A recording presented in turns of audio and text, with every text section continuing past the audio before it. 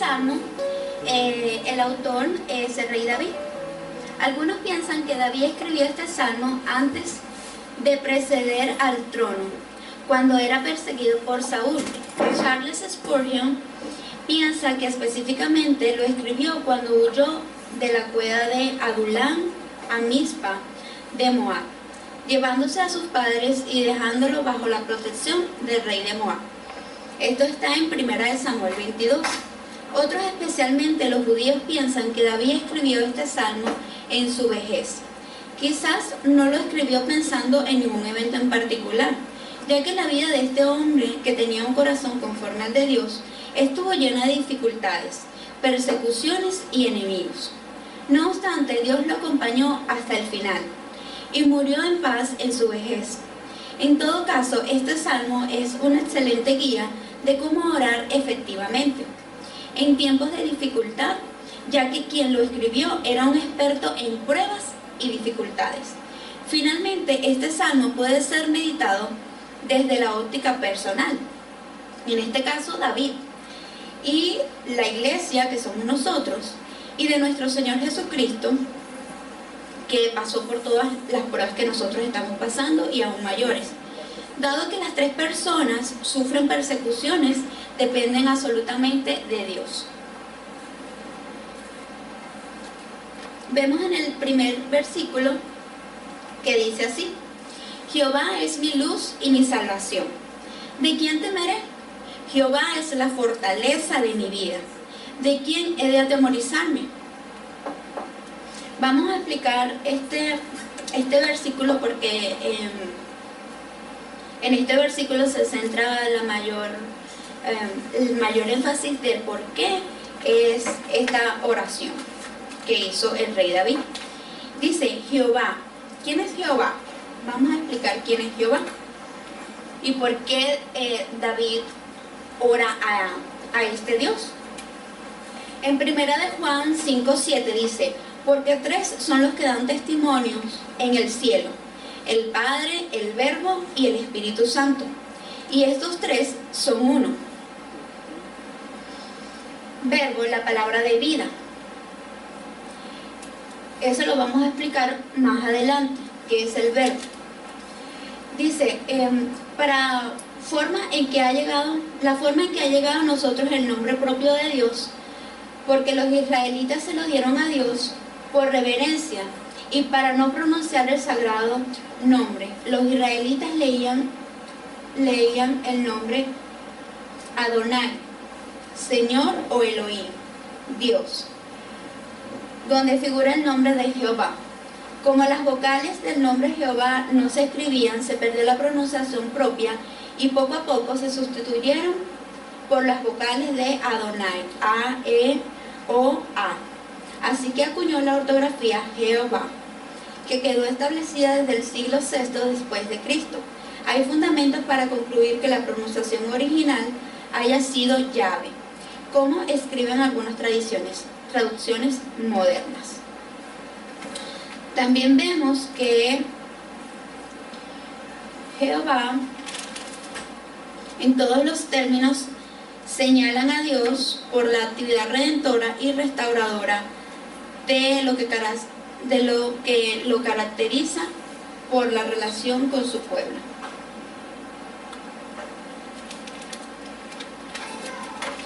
¿Qué es el verbo?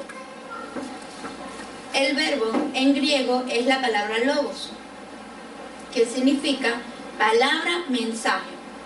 Como revelador y salvador divino, y habiéndose manifestado en muchas formas, en el pasado Dios el Padre ha pronunciado su palabra final y definitiva en Jesucristo, su Hijo.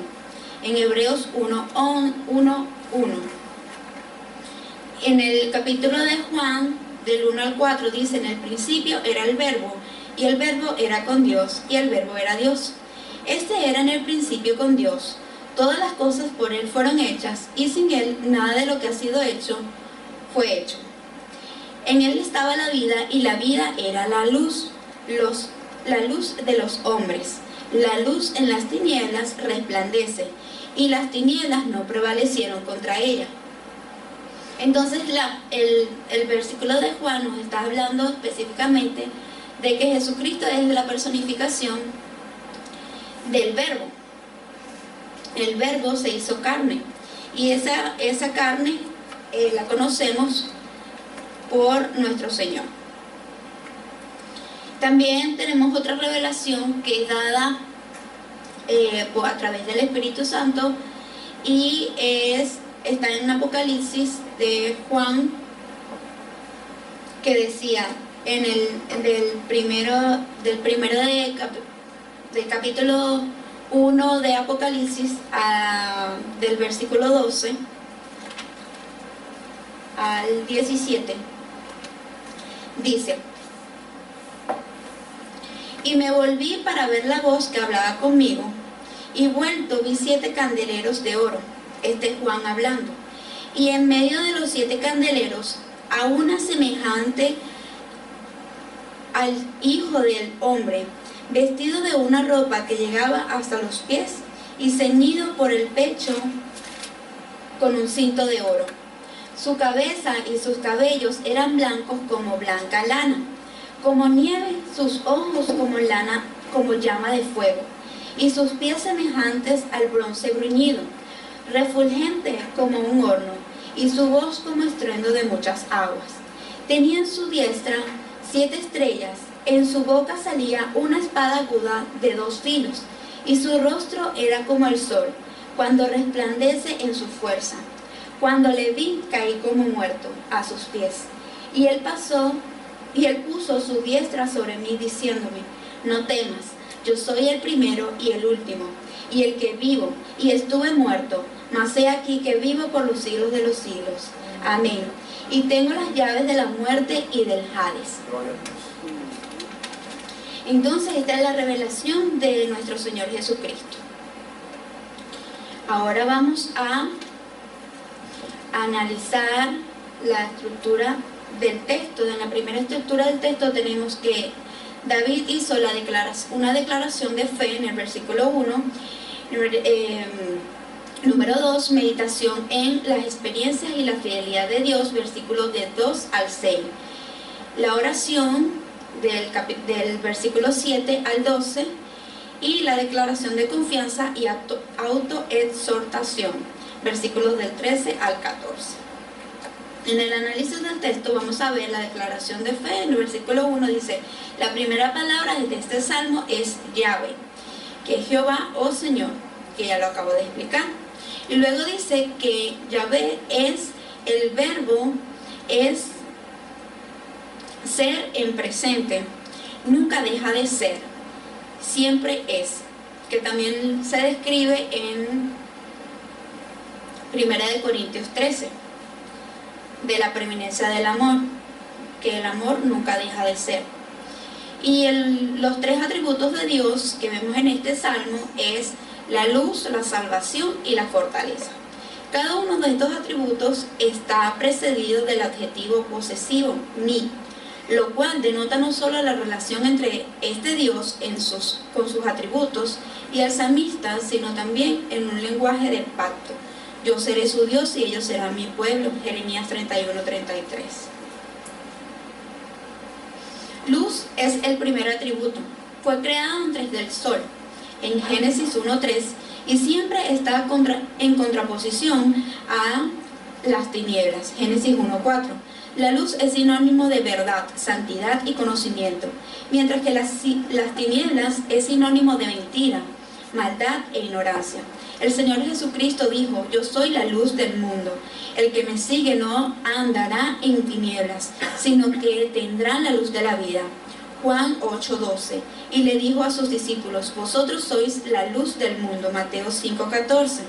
En tal sentido, la expresión Yahvé es mi luz implica que Dios es la fuente de verdad, santidad y conocimiento del salmista.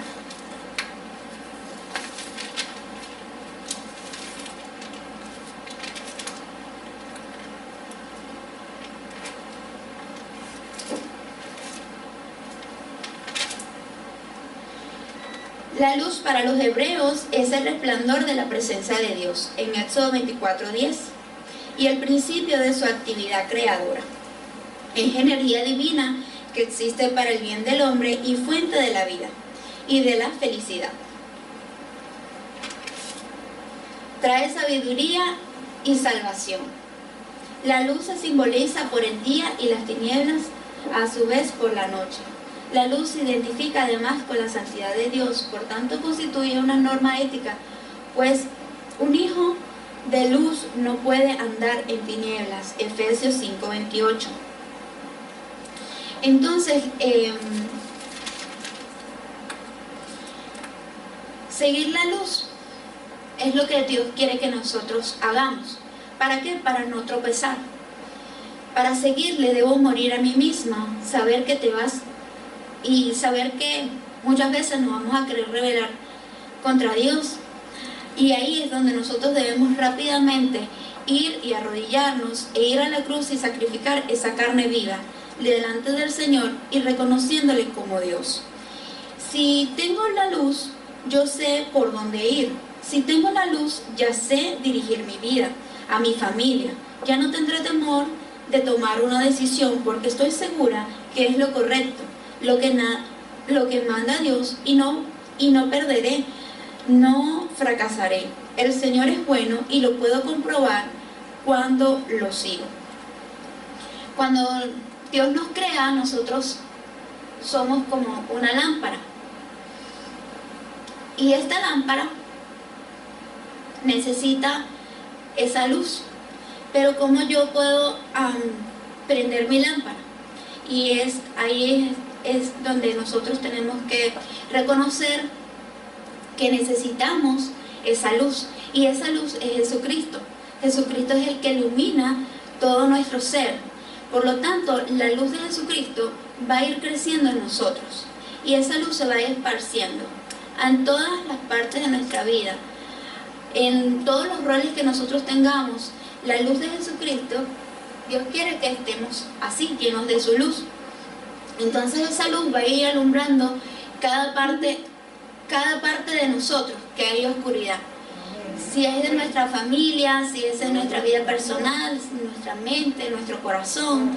Entonces ahí es donde se esparce la luz y va en aumento en nosotros. Entonces eso es lo que Dios quiere. Dios quiere que nosotros tengamos esa luz propia, de decir mi luz, tú eres mi luz, porque no es lo mismo que alguien más tenga esa luz y que yo todavía no la tenga, y que muchas veces ahí es donde estábamos antes de venir a Cristo, que no teníamos esa luz y siempre estábamos confundidos, siempre teníamos ansiedad, preocupación, no descansábamos bien porque pensábamos que va a pasar el día de mañana. Y lo que nos dice el mundo es que el mundo se va a acabar, que no va a haber agua, que va a haber miseria, que va a haber maldad, que va a haber muchísimas cosas. Pero nuestra fortaleza y nuestra salvación viene a través de esa luz que es Cristo Jesús en nosotros. Entonces, llegamos a la salvación, ¿verdad? ¿Y la salvación qué es para nosotros?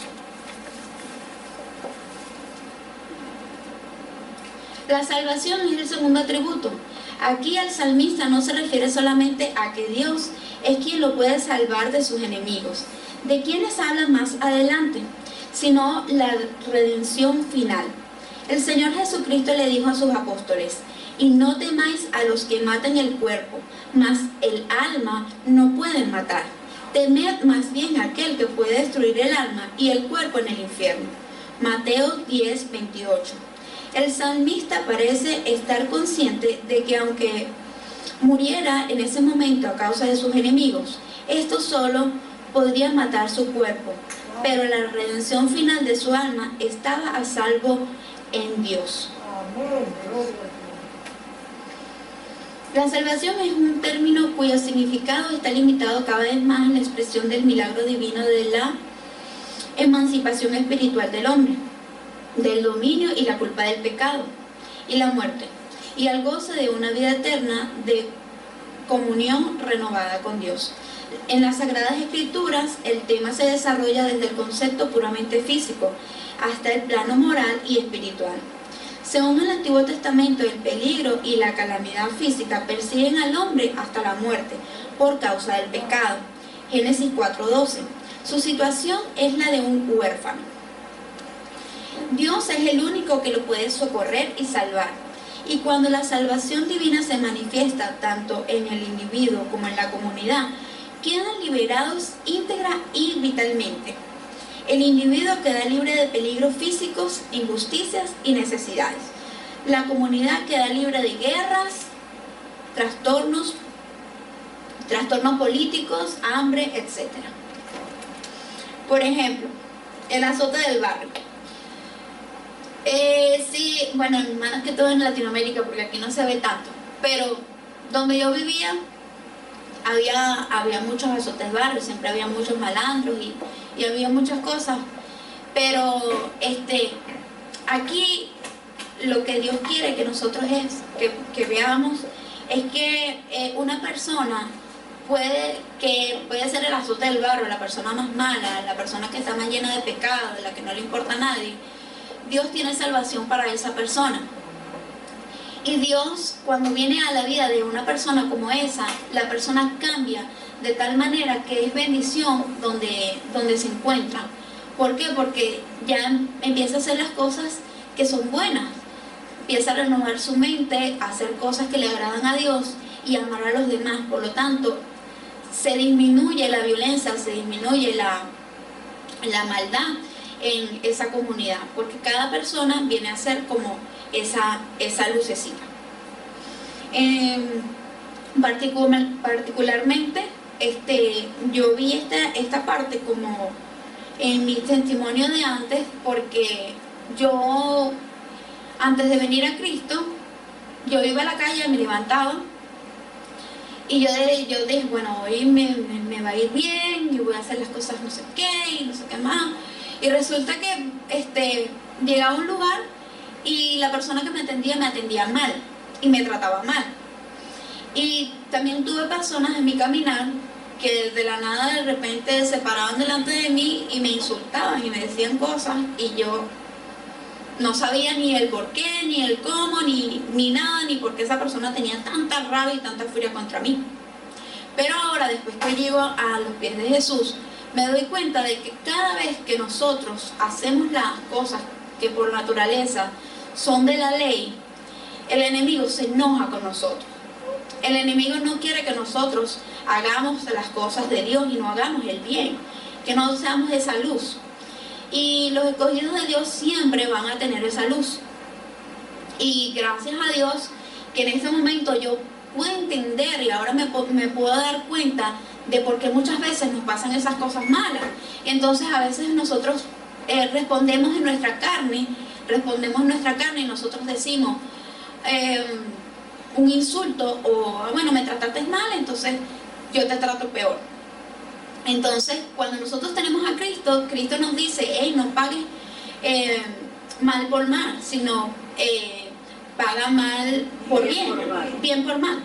Entonces ahí es cuando yo me doy cuenta y yo digo, wow, de verdad que siempre el enemigo siempre había estado ahí en contra de cualquier cosa que uno haga.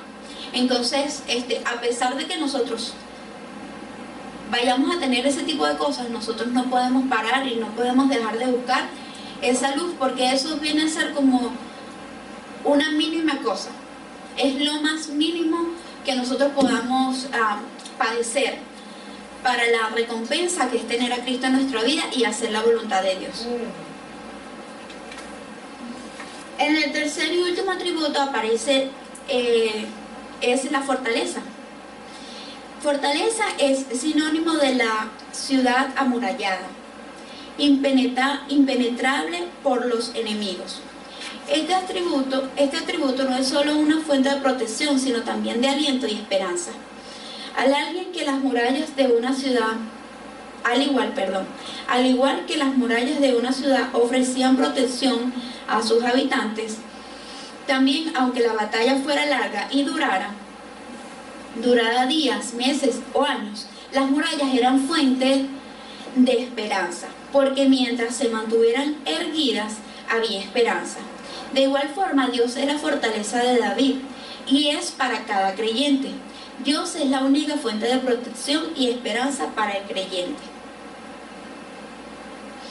Dos preguntas retóricas. El salmista hace dos preguntas retóricas. Una después de los primeros atributos y la otra después del último. Son retóricas porque están procedidas de la respuesta y a su vez invitan a la reflexión basada en la verdad declarada anteriormente. Jehová es mi luz y mi salvación, y Él es la fortaleza de mi vida. Aquí está hablando de Jehová es mi luz y mi salvación, ¿de quién temeré? ¿De quién he de atemorizarme? Y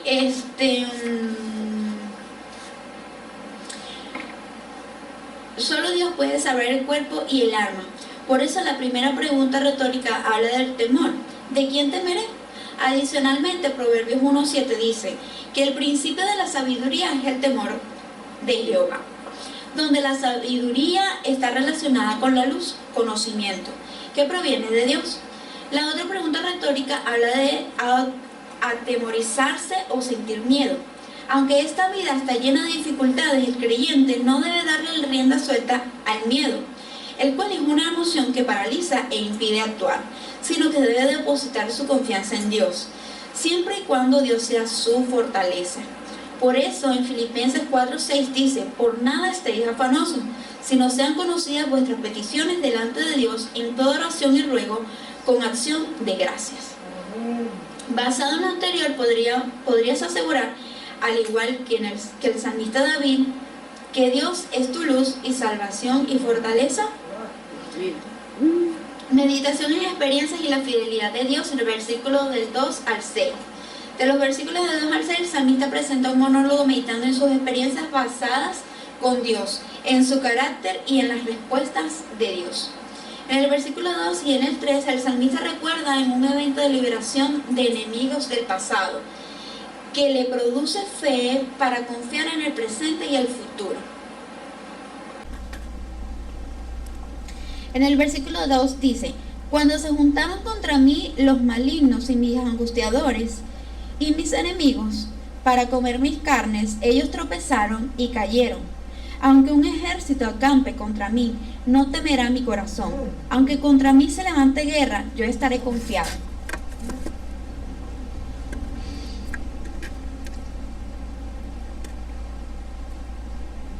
Dice, en el versículo 2 el salmista trae a memoria un evento en que sus enemigos muy despiadados se juntaron en una ocasión para destruirlo.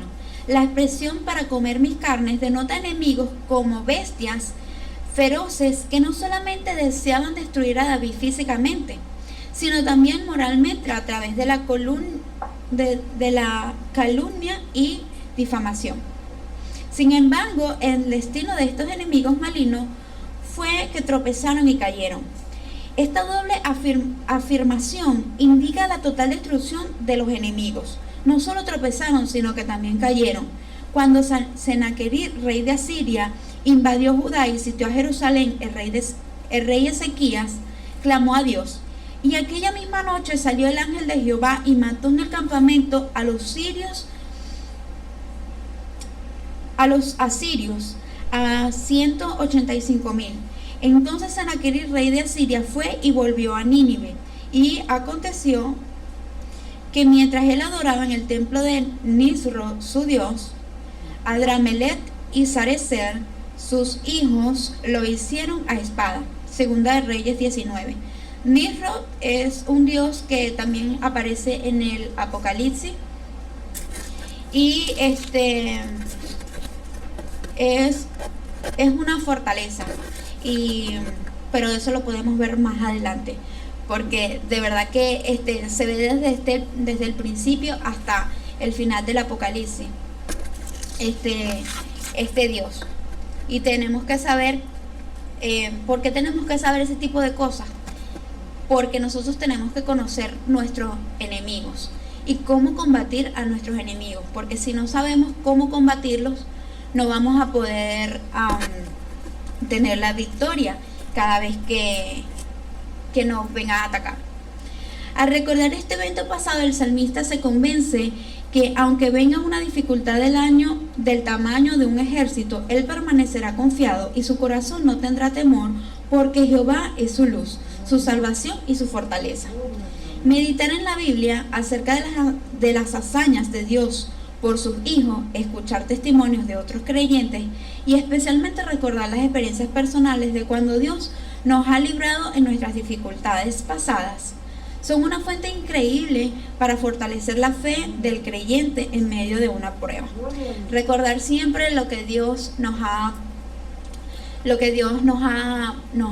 fortalecido, lo que en todas las pruebas que nosotros hemos pasado como creyentes y como no creyentes también, porque siempre Dios ha estado con nosotros. Y es importante porque la misericordia de Dios es para todos los seres humanos. Dios nunca abandona a las personas. Y aunque Jesucristo no esté en su corazón o no tengan a Dios como su Dios, Dios es misericordioso porque Dios sabe que esas personas están en tinieblas y que no tienen esa luz.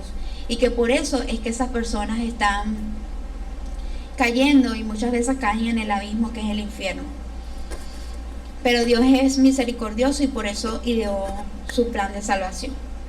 En los versículos 4 al 6, el salmista recuerda una oración del pasado que le permite declarar su confianza en Dios para el presente y futuro, así como asegurar que alabará y se gozará en Dios al estar seguro de su liberación. Versículos 4 y 6. En el 4, el salmista medita en sus oraciones anteriores y recuerda que su principal y más fuerte anhelada oración es que Jehová le permita morar en su casa todos los días de su vida. Morar se refiere a tener comunión íntima con Dios, es habitar en la presencia de Dios. La comunión con Dios que desea el salmista es diaria, todos los días de su vida. El fin por el cual el salmista desea tener este tipo de comunión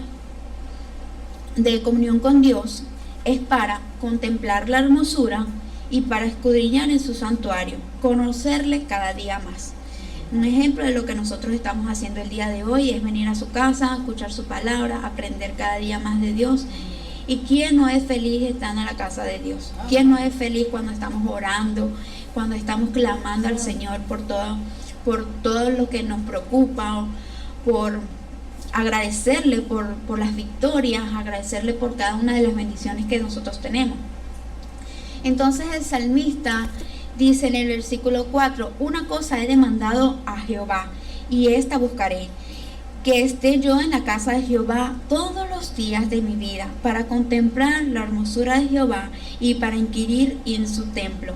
El salmista habla aquí específicamente y le pide a Dios como un mendigo. Cuando un mendigo pide algo, lo pide con mucha insistencia, de que tengo que lo pido para que me lo den.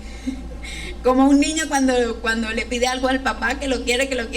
Así mismo está David con esa humillación y con ese corazón pidiéndole a Dios que esté todos los días con él y que pueda buscar el rostro de Dios todos los días de su vida. Bueno, ya voy. Solo un poquito más. El salmista no solo conforma con pedirle a Dios que le permita tener comunión con él todos los días, sino que dice, esta buscaré.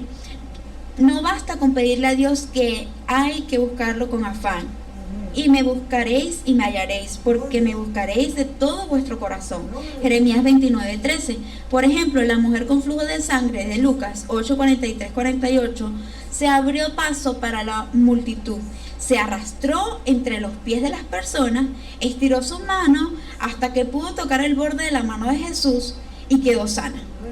Y si el Señor le concede su petición, habitar en su templo, es decir, tener comunión íntima con Él, entonces versículo 5, Dios lo protegerá en su morada cuando venga el día malo, porque Él es su fortaleza. La expresión y mi cabeza será levantada sobre mis enemigos en derredor indica que Dios lo pondrá en un lugar donde sus enemigos no podrán alcanzarlo y que el creyente será exaltado delante de sus enemigos, a la vez que estos serán humillados. Luego en el versículo 6 dice que es una vez que Dios lo libre de sus enemigos en agradecimiento, el salmista se gozará en la presencia de Dios y lo adorará con todo tipo de alabanzas. Bueno, este salmo es verdaderamente muy poderoso y me encantó haberlo estudiado porque de verdad que en cada palabra, en cada versículo hay un mensaje muy muy importante y de verdad que me edificó mucho y sentí que Dios estaba hablando a mi corazón porque soy una de las personas que por mucho tiempo luché con estos sentimientos de temor y de miedo. Pero gracias a Dios, Él es mi fortaleza y declararlo y cada día aprender, aunque sea un versículo de todo esto, para mí ha sido gratificante y ha llenado mi corazón y ha iluminado esa parte de mi vida. Le doy gracias a la pastora por el privilegio y por la oportunidad de poder expresar estas palabras.